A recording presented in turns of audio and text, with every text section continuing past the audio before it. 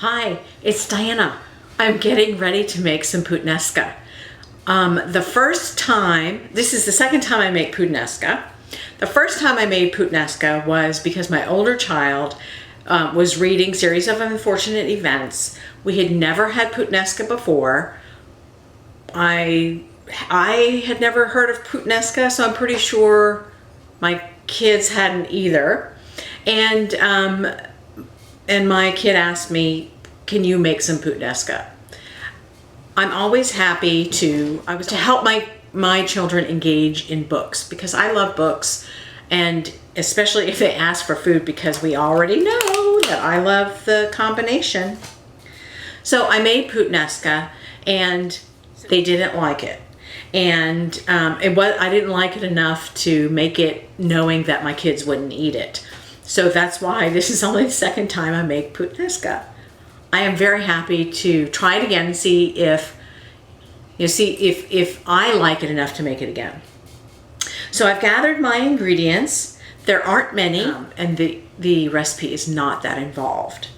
Now I'm using the pasta that I have, which is, I don't know if it has I'm sure it does have an official term, but it's this bow tie pasta.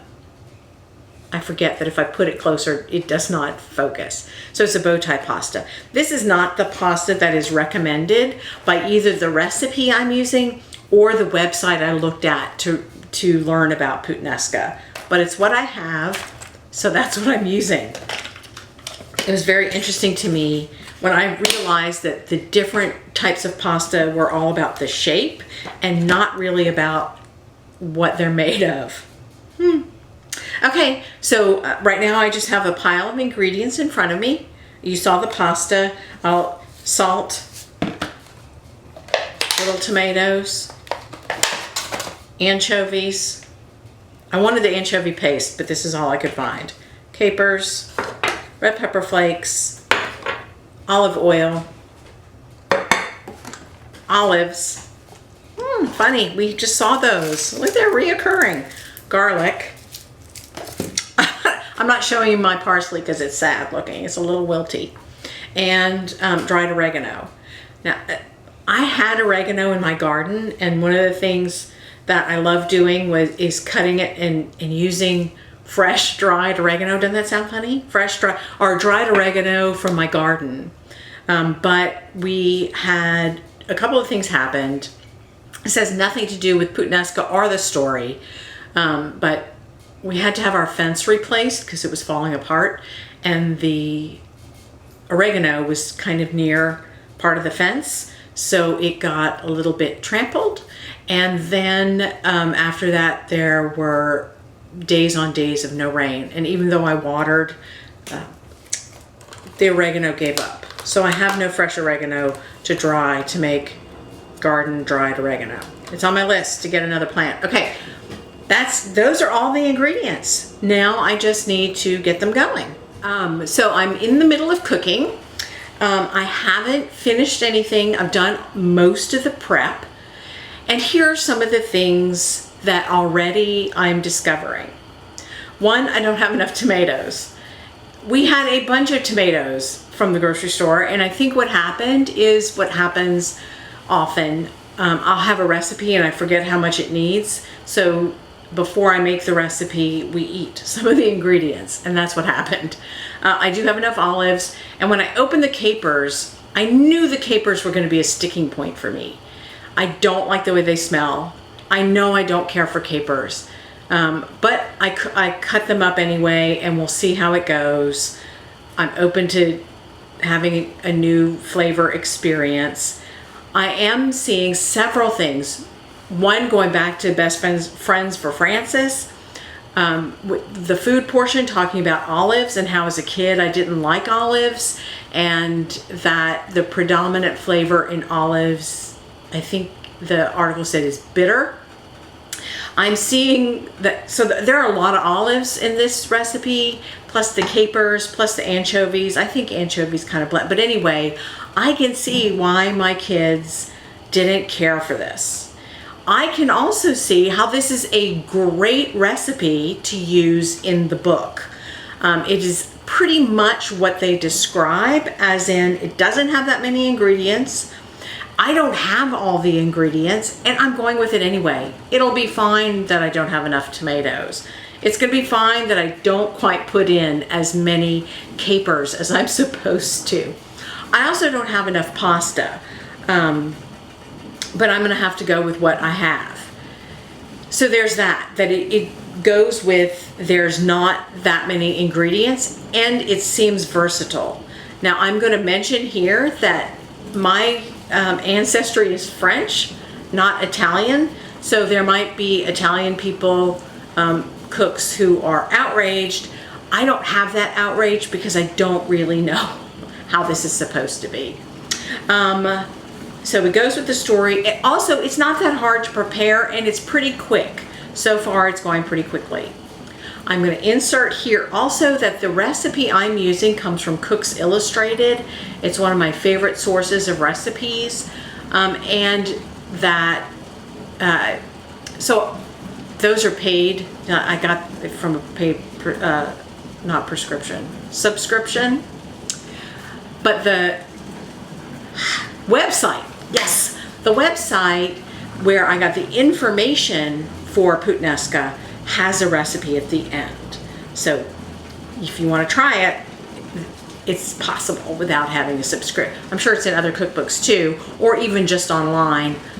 My recipe, I'm saying, comes from Cook's Illustrated. All right, I'm going to see how the rest of this goes. I can hear that my pasta water is boiling, so time to put the pasta in.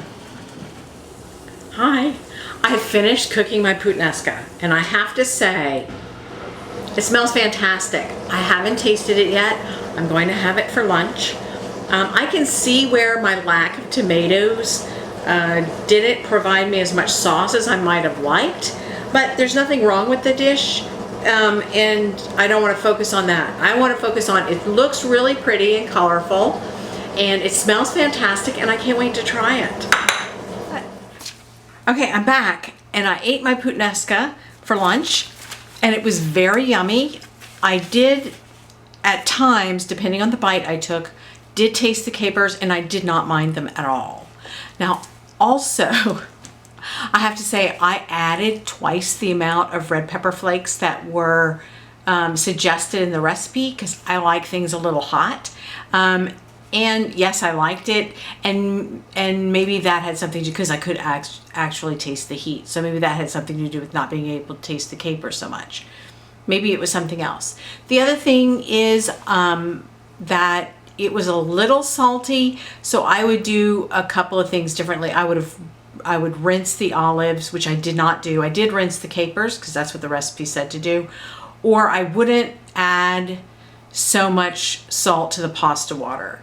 Now, part of that could be that we don't eat much salt here because of health issues, so I'm not used to it. But those are the things that that I noticed about the Puttanesca, and I thought it was yummy, and possibly I would, yes, make it again. So here are some of the things that I found on the website about Puttanesca. From the article titled Pasta Puttanesca, What's with the Name? From the website Italy Magazine. And it did have a thing where I could read it in Italian, but I don't read Italian, or in English. So I chose to read it in English.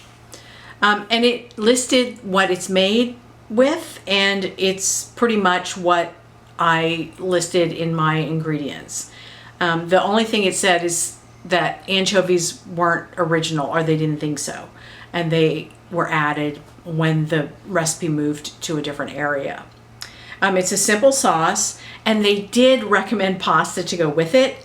These are not the pastas that were recommended by the recipe I read, and none of the recommended pastas are the pasta I used. So it recommended linguine or vermicelli, but said that spaghetti or penne pasta can be used. So the origin story of the dish, there were several of them, but the one that to me works with the book is that in the 1950s, people went to a restaurant late at night, they were hungry, and the restaurant didn't have that many supplies or ingredients left, And the people said, just make us something simple. Make something simple with whatever you have left. And or another explanation was it's a pasta without a complicated preparation. Both of these make sense with the book because, well, I'm just going to say, when we're talking about the food, so I already talked about the story, because the kids don't know how to cook and they're looking for something simple. So, and they don't have much money, so they need to only have a few ingredients. So both of these explanations make sense with the book. So that's pasta puttanesca, and we probably did the story, and we're coming up on the analysis. So see y'all soon.